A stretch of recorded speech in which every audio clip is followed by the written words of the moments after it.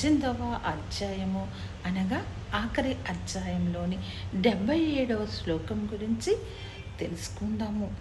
అసలు భగవద్గీతను చదవడం తెలుసుకోవడం వలన ఏమి జరుగుతుంది అని కొందరు అంటూ ఉంటారు.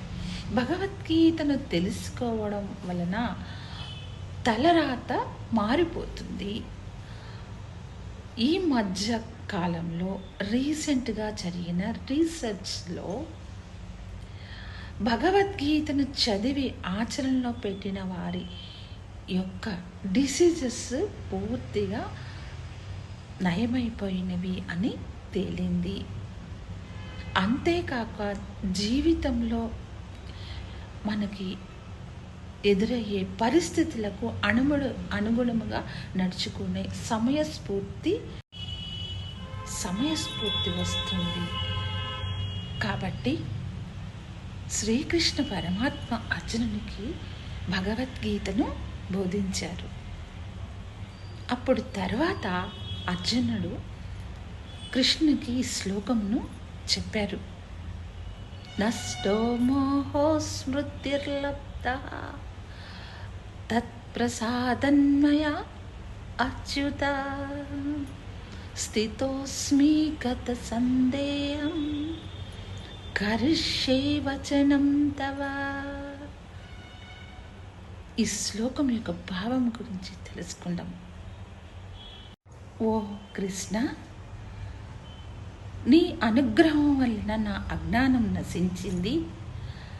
జ్ఞానము అనగా నా ఆత్మకు స్మృతి లభించింది. అనుమానము తొలగింది.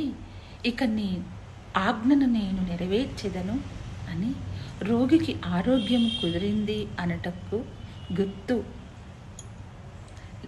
లేచి ఎలా అయితే చకచక నడుస్తాడో అట్లే ఆత్మజ్ఞానము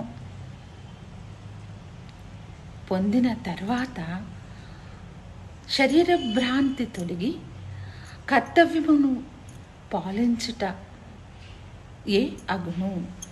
అప్పుడు మాత్రమే మన జీవితంలో మన పైన మనకు క్లారిటీ వచ్చును అని అర్జునుడు శ్రీకృష్ణ వారికి మరి అందరూ అర్జునుడు తెలిపినటువంటి ఈ శ్లోకము ద్వారా జ్ఞానముతో ఆత్మను స్మృతి చేసుకొని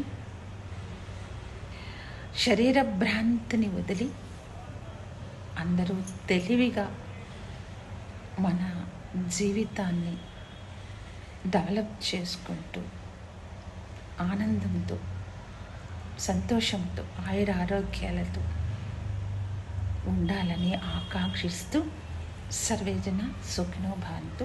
థ్యాంక్ యూ.